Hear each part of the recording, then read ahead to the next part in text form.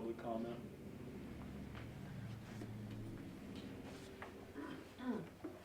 Good morning, Tim Ravendal, R-A-V-N-D-A-L. I am with Conservative News from Montana, as well as a citizen of this great county. I have just a couple of clarification questions first. Back in the end of March, I brought forward to Commissioner Debbie on a penalty that was assessed regarding the union side of care for the county. And there was never really a clear explanation on that particular issue, so I asked for that, and I would like to maybe just reiterate that we would like to have that information on what that penalty was. There was a possibility that a penalty was waived, but it was, anyway, so I just need to get clarification on that. Number two, I did not bring this directly to the commission. I first brought this to our county attorney, Corey Swanson. There's been some legislative action that affects our local government here, and the one that I brought forward at the very beginning was the passing of HB 95. That particular bill does away with 2-2-140, which is a direct impact on, I will say without hesitation, the accountability of our local government here in the state of Montana. So that is there. We also have House Bill 702 and 257 that just most recently were signed into law. Those two bills, I would like to have an opportunity to possibly meet with the commission and get your position. Now, I may be out of line here because there is part of that which is on your agenda today, the mask situation. So I will apologize if I am out of order on that particular thing. The agenda, this has been brought up in Broadwater County multiple times, and this latest agenda was posted and then revised. And of course, again, I will say that I've been following this for a long time, and it's kind of hard or difficult to follow the agenda, what's really going on, as it is very brief and it is very open to interpretation. This agenda that comes out today, we have two items exactly the same at 10 o'clock. It didn't make no sense. It was a typo, I'm sure, but still, there's that. Now, again, keeping in time with people that want to be part of the meetings at these agenda times and have an understanding of what's really going on, the decisions that are being made, it's really important to make sure that we have that for the people, and that's where I come in with Conservative News from Montana. I can't very well give people answers that are asking me if I don't know either. So with that, I would like to have that. Last, and certainly not least, excuse me, going through your upgrade of your system here in Broadwater County to help people keep informed, I have been very pleased seeing the progress in the county website when it was moved from BCDC to having your, I think it's Civics that does the website. Okay, that is very impressive that we have come a long ways in providing the people information, because now there's documents there that we can get prior to meetings that are effective and being discussed. And I'm hoping I'm running out of time, I don't want to hold you guys up, but one of the things that I really see as important is, again, that ability to see those documents prior, because for the last many years, we've come into these meetings and we've said, okay, what are they talking about? There's no documents available at the meeting with a rare occasion, and then at the same time, I've been told personally that if you want, when we were still meeting at the courthouse, if you would like to have the document that we're discussing now, go on upstairs and get it. Well, if I were to do that, by the time I got back from going upstairs and asking someone for a copy of that document, it would be a lot of times the agenda items over with, and we're a little daylight and a dollar short. Again, I'm just giving that example because it is something that we've improved on, and here's where I'm at right now this morning. In your website, what I found is one of the things that the citizens have been asking is on the accountability of our government here at local government level, is where is the money going? And certainly the posting that's now coming out on the website where it's called the vendor summary query by date. And I printed this off of the website just to use as an example. This is for checks paid between 4/26/21 to 4/26/21. So it's 1 day of making payments on claims is from what I can decipher. I hope I'm not wrong. If I am, please correct me.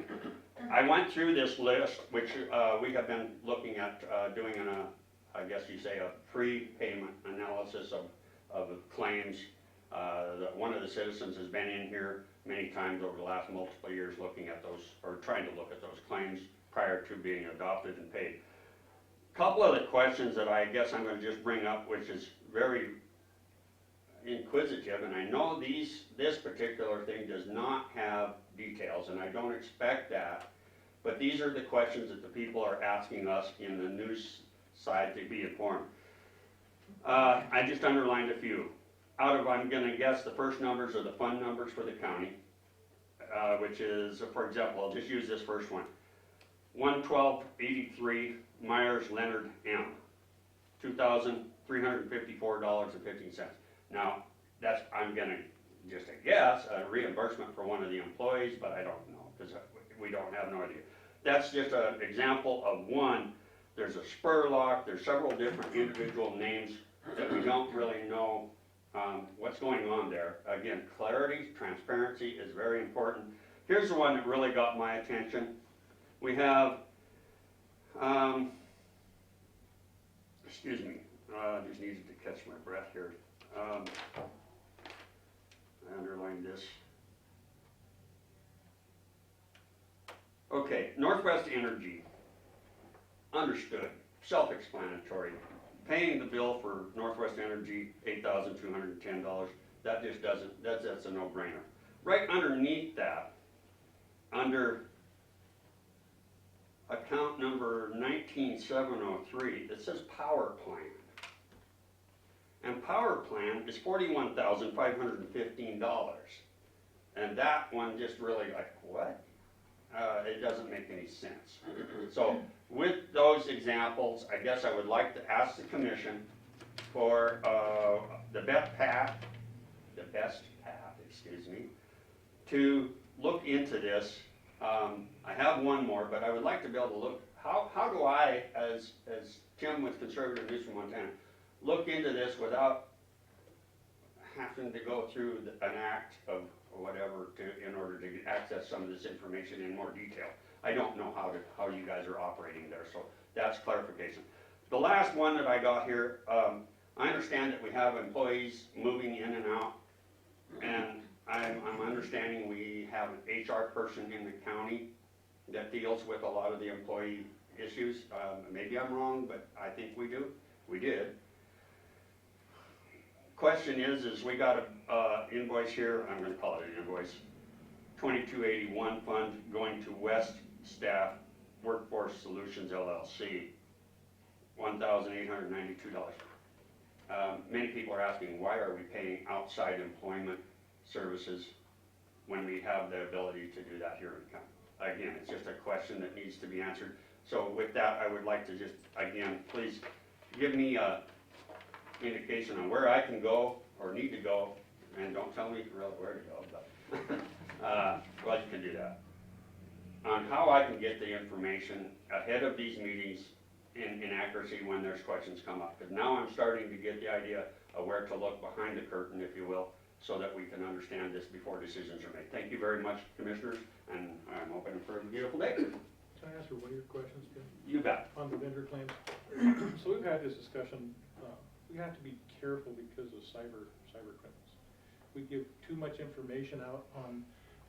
They can take that information, come back through, and potentially harm the county. So we have to walk a little bit of a fine line. I mean, Absolutely understood. I understand Security and yeah, privacy. Right. So that's kind of one reason why maybe some of those lines look maybe a little bit evasive. It's nothing intentional. Let me correct. Just I so don't think I didn't mean to imply that it's evasive. I meant to imply that it's not clear for us that are following, so we can be better informed on what's going on. I understand that. Okay, thank you. That's kind of where we're at right now. Okay. Okay, I hope that everybody understands that. I appreciate your response there, Mr. Holbert. Again, I'm just trying to make sure I get to the front page, so that we can move forward in harmony, if you will. That's my goal.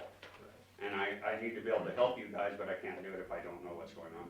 So I need to know where to go to get that information without running into roadblocks.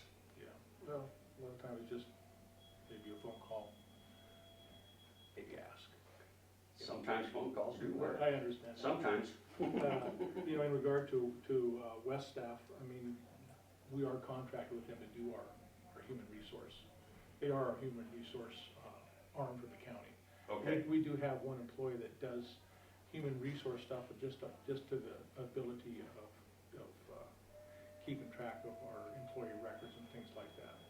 So. So actually, okay, Yeah, I'm so sorry. the actual HR is a contracted service because it changes daily, weekly with, you know, all the federal regulations, and, you know, our staff person doesn't have time to specifically deal with just all HR issues. Okay. And that is also understood, not that long back, far in our history here in Broadwater County, there was a company out of Butte that was doing HR work for Broadwater County. Are they no longer part of this?